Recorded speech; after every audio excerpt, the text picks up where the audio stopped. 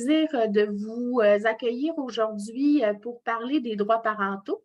C'est un sujet pour lequel on a énormément de questions, donc on espère que vous pourrez trouver beaucoup de réponses lors de cette présentation. Je vous indique que la présentation sera enregistrée, donc c'est pourquoi nous ne prendrons les questions qu'à la fin pour ne pas mettre personne dans l'embarras, donc puis permettre de retransmettre cette information-là à d'autres qui n'auraient pu se joindre à nous ce midi et leur permettre de visualiser tout ça. Donc, je répète, si jamais votre nom n'est pas indiqué tout au long, je vous demande de vous identifier correctement avec vos prénoms et noms de famille. Ça vous donnera le droit de participer à un tirage au sort pour un prix de présence qui aura lieu dans le fond, suite à la présentation. Donc, aujourd'hui, je vais céder la parole à Simon-Alexandre Barabé, qui est notre conseiller syndical. Donc, Simon, je te laisse la parole. Bonne écoute tout le monde. Merci, Guylaine. Donc, bonjour à tous. Effectivement, Simon-Alexandre Barabé, conseiller syndical de relations de travail pour la PTS en Outaouais. Je vais juste tenter de partager l'écran, espérons que ça fonctionne.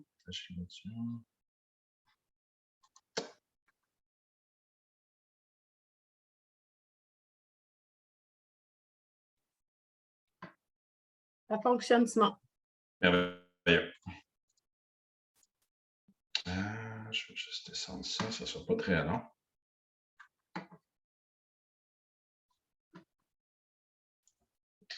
Je pourrais peut-être juste pas, en fait, projeter la diapositive.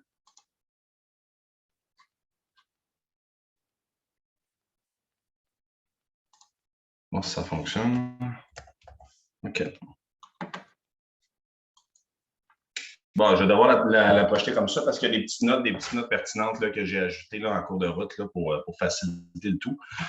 Donc, on va enchaîner tout de suite, vu qu'il est déjà 12h09. En fait, on va parler essentiellement des droits parentaux, des informations les plus pertinentes selon nous qu'on a pu extraire en fait de la convention collective, de la loi sur le régime québécois d'assurance parentale, bref, tout ce que vous, selon nous, devriez savoir sur les droits parentaux. Donc, premièrement, qui est admissible aux prestations? Bien, en fait, il faut être personne salariée ou travailleur autonome. Il faut résider au Québec. Il faut avoir gagné un revenu assurable d'au moins 2 000 au cours de la dernière année qui précède la prise du congé. Et il faut également avoir cessé de travailler ou connu une diminution d'au moins 40 de son salaire hebdomadaire habituel. Dans le fond, ce qu'il faut savoir ici, c'est que la période de calcul, en fait, la période, c'est les 52 semaines précédentes. Par contre, il faut savoir que si on a été dans l'incapacité de travailler, par exemple, qu'on a eu des prestations, qu'on a été en arrêt de travail sur la CNSST, qu'on a reçu des prestations du RQAP, de l'assurance emploi, de l'assurance salaire ou encore en raison d'un retrait préventif lié à la grossesse, bien, à ce moment-là, les 52 semaines à partir desquelles on peut reculer en arrière vont plutôt être jusqu'aux 104 dernières semaines qui précèdent la prise du congé, que ce soit congé de maternité, congé de paternité ou congé d'adoption.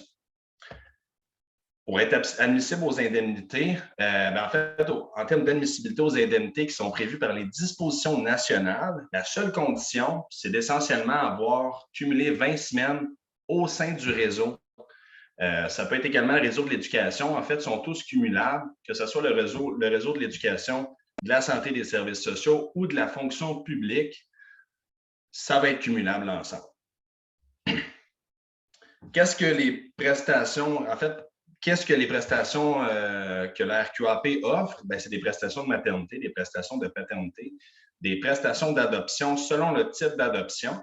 Et ensuite, un coup, ces trois types de prestations ont été offertes. Il y a les prestations parentales. Il faut savoir que les prestations débutent toujours le dimanche et qu'elles vont couvrir une période de 2 semaines à la fois. Je vais juste essayer de transposer mon écran qui prend trop de place, pardon. C'est ça. Donc, il y a différents régimes. Il y a les prestations de maternité selon le régime que vous choisissez. Il y a le régime habituel, il y a le régime, dans le fond, régulier ou le régime particulier. Je vous dirais qu'essentiellement, les sommes qui sont offertes sont relativement les mêmes. Par contre, c'est au niveau de la durée et du pourcentage, juste à titre d'exemple.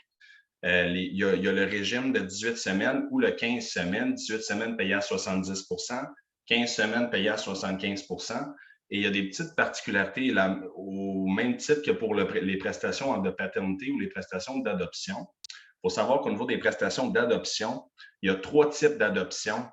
C'est des modifications législatives qui ont été apportées dans les dernières années pour bonifier ce type de prestations. Mais ça va vraiment être en fonction du type d'adoption pour les prestations en fait, pour le congé d'adoption. Au niveau des prestations offertes selon les dispositions nationales, donc notre contrat de travail collectif, la convention collective, il faut surtout retenir en fait qu'il y a des indemnités complémentaires qui sont offertes, que ces indemnités-là sont simultanées aux prestations qui sont versées par la RQAP. Essentiellement, si on regarde pour les prestations de maternité, au niveau de la convention collective, c'est une période de 21 semaines pendant laquelle l'employeur, le CIS de l'Outaouais, à titre d'exemple, va vous verser une indemnité complémentaire pour, je vous dirais de façon générale, atteindre le salaire de base que vous recevez en temps normal. Au niveau des prestations de paternité, on parle plutôt de 5 jours qui sont payés à 100 % par l'employeur. Par la suite, il y a le choix de 5 ou 3 semaines, évidemment toujours selon le régime choisi, avec une indemnité complémentaire qui va être offerte par l'employeur pour évidemment atteindre 100 % du salaire de base. C'est essentiellement la même chose pour les prestations d'adoption, comme je vous les ai indiquées au bas de la présentation. Donc, 5 jours payés à 100 % par l'employeur et ensuite 5 ou 3 semaines selon le régime choisi. Quand est-ce que les prestations sont versées? En fait, au niveau des prestations de congé de maternité, c'est le plus tôt possible. C'est à partir de la 16e semaine qui précède la date prévue de l'accouchement. Et la fin des prestations peut se terminer au plus tard 20 semaines après l'accouchement. Il faut savoir aussi que le paiement de l'indemnité de retrait préventif qui précède la grossesse va cesser la 4e semaine qui précède celle de la date prévue de l'accouchement. Dans le fond, ce qui est important de garder en tête ici, c'est que le délai de 16 semaines pour le début du congé de maternité peut permettre de se qualifier au RQAP. Faut aussi savoir qu'advenant une invalidité qui se poursuit pour une raison étrangère à la grossesse, la protection à ce moment-là, notez qu'il y en a une, évidemment, c'est l'assurance salaire jusqu'au moment de l'accouchement, parce que par la suite, ça va être les autres prestations parentales qui vont donner cours. Quand est-ce que les prestations sont versées pour les prestations de paternité? En fait, le plus tôt possible, c'est lors de la semaine de la naissance de l'enfant, au sens de la loi sur le régime québécois d'assurance parentale. Et le plus tard qu'elles peuvent se finir, c'est à la fin de la 78 semaines. Donc, en fait, c'est 1 an et demi suivant la naissance de l'enfant.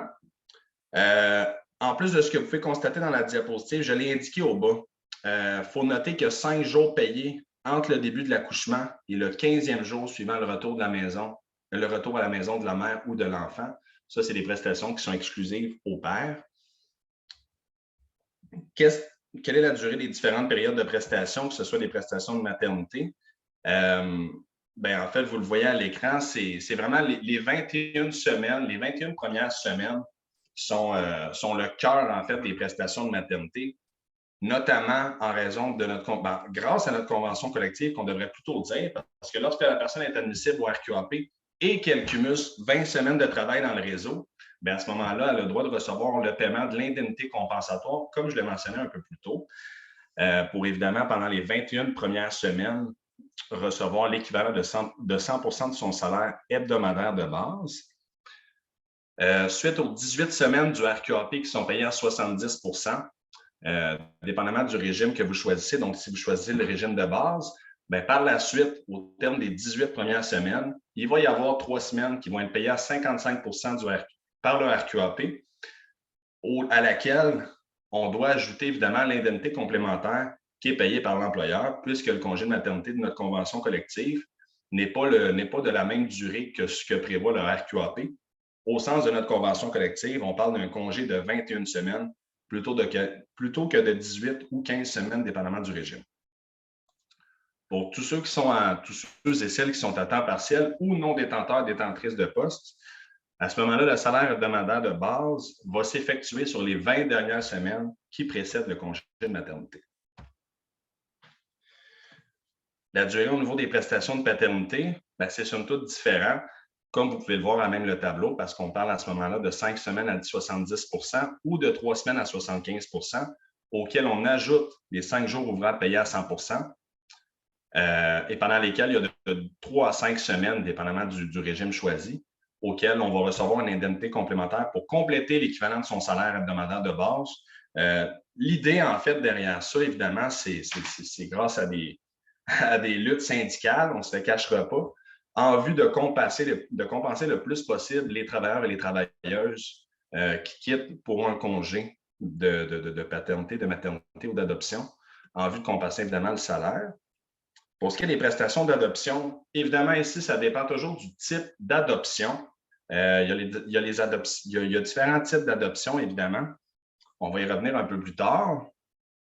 Dans le fond, dans le temps, comment ça se calcule? C'est que 5 jours qui sont payés à 100 par l'employeur, ils peuvent être en discontinu. Ils doivent toutefois être pris dans les 15 jours suivant l'arrivée de l'enfant à la maison. Par la suite, un coup que les 5 jours ont été payés à 100 par l'employeur, eh bien là, c'est selon le régime qui est choisi qu'on va être payé soit 5 ou 3 semaines, 70 ou 75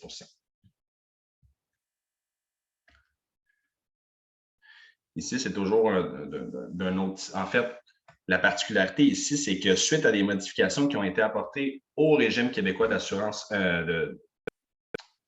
parentale, en 2021, en fait, les parents dorénavant qui adoptent sont maintenant à égalité avec les parents biologiques en termes de nombre de semaines de prestations, parce qu'auparavant, je vous dirais que le nombre de semaines était relativement différent, était bien inférieur pour ceux et celles qui adoptaient plutôt que de donner naissance à un enfant. Lors d'une naissance ou d'adoption multiple, il faut savoir, en fait, c'est ça, qu'après la naissance de plus d'un enfant, suite à la même grossesse ou après l'adoption de plus d'un enfant au même moment, chacun des parents aura droit à des semaines additionnelles de prestations parentales ou d'adoption exclusive. C'est quoi le montant des prestations que vous recevrez durant votre congé RQA? En fait, au niveau du RQAP, la rémunération moyenne qui est assurable, donc il faut tenir compte à ce moment-là, c'est la rémunération totale des 26 semaines. Donc, les 26 dernières semaines divisées par 26, c'est un calcul relativement simple. Si on ne cumule pas 26 semaines, on doit à ce moment-là faire la moyenne obtenue à partir du nombre de semaines avec du salaire assurable, tout en ayant un minimum de 16 semaines, donc l'équivalent d'un minimum de 4 mois pendant lesquels on a travaillé, qui peuvent à ce moment-là servir de base pour établir la rémunération moyenne assurable sur laquelle va se baser le RQAP pour vous verser les prestations que vous avez droit en vertu de cette loi. Ici, je vous ai mis un petit tableau synthèse des droits parentaux. Évidemment, c'est surtout pour la suite, en fait, de la présentation. Si jamais vous avez des petites questions, on a cru bon quand même mettre un aide-mémoire. On pourra rendre disponible la présentation à la fin. Ce n'est pas du tout un problème. C'est juste, par exemple, si vous avez des questionnements quant au pourcentage, au nombre de semaines, c'est quoi les droits, c'est quoi ci et ça. On essaie d'indiquer un peu ce qui est pour nous pertinent en termes de somme.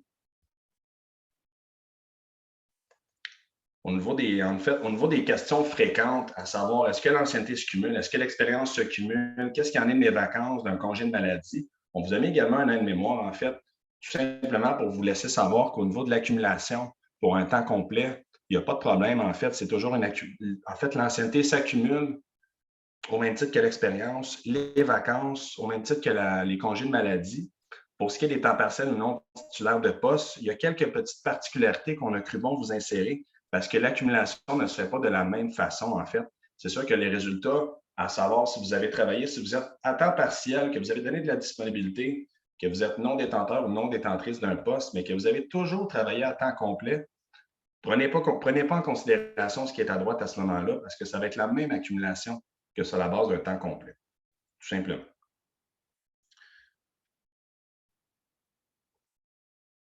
Ça, c'est au niveau des délais. Je ne vais pas entrer dans le détail nécessairement pour ne pas non plus alourdir davantage la présentation, mais on a cru bon vous mettre un aide-mémoire par rapport à chaque événement, chaque, en fait, succession d'événements. Est-ce qu'il y a une démarche à faire auprès de mon employeur? Est-ce qu'il y a un avis écrit à remettre? Y a-t-il un avis? Y a-t-il quoi que ce soit? On vous a indiqué ça, en fait, pour ce qui est d'avant le congé de maternité, lors du début du congé de maternité, au cours du congé de maternité et par la suite. Donc, on a tout ce qui est indiqué, à savoir l'avis de retour au travail, quand est-ce qu'il doit être reçu, par l'employeur, quand est-ce qu'on doit le remettre, l'envoyer. Le report de vacances, si jamais on avait déjà prévu des vacances à l'intérieur du congé de maternité, qu'on souhaite les reporter, on a aussi un avis écrit qu'on doit transmettre selon la convention collective. On l'a indiqué dans le tableau, bien entendu. Au même titre que si jamais en fait, ce qui est tout à fait commun, ce qui est tout à fait normal, c'est de bénéficier d'un congé sans solde suivant un congé de maternité. On vous a aussi indiqué, en fait, l'avis écrit. Et aussi, petite particularité, si jamais vous demandez un congé sans solde ou un congé partiel sans solde, au début, bien, vous avez toujours le choix de changer d'idée. Comme on dit, seuls les fous ne changent pas d'idée. Bien, en ce sens, vous pourrez, au cours de votre congé de maternité, changer une première fois et parfois, selon la situation, une deuxième fois également, toujours selon des situations particulières. Comme je le mentionnais, lors de la fin du congé de maternité, c'est quoi les délais à respecter, c'est quoi les avis à remettre, quoi que ce soit. On a indiqué ça à l'aide-mémoire également. Puis je vous dirais que c'est relativement ça, dans le sens où, selon nous, c'est le cœur à savoir qu'est-ce qu'on reçoit, à quoi on a droit lorsqu'on est en congé de maternité, congé de paternité ou congé d'adoption.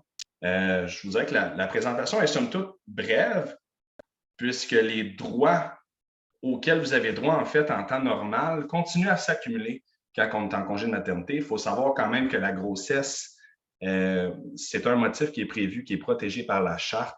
Donc, ce serait plutôt hasardeux de différencier un traitement sur la seule base que la femme est enceinte, qu'elle adopte ou que le père qui est en congé de paternité ou quoi que ce soit. Donc, c'est ce qui compléterait la présentation pour le moment, qui laisserait place, évidemment, à toutes les questions que vous pourriez avoir. Merci, Simon. Je vous inviterais à lever la main pour ceux qui auraient des questions. Bien évidemment, cette présentation sera déposée sur notre page web et pour toute question plus particulière, on vous invite vraiment à écrire à Outaouais, @ptsq.com et on va prendre les tours de parole. Donc, je donnerai la parole à Mme Roselyne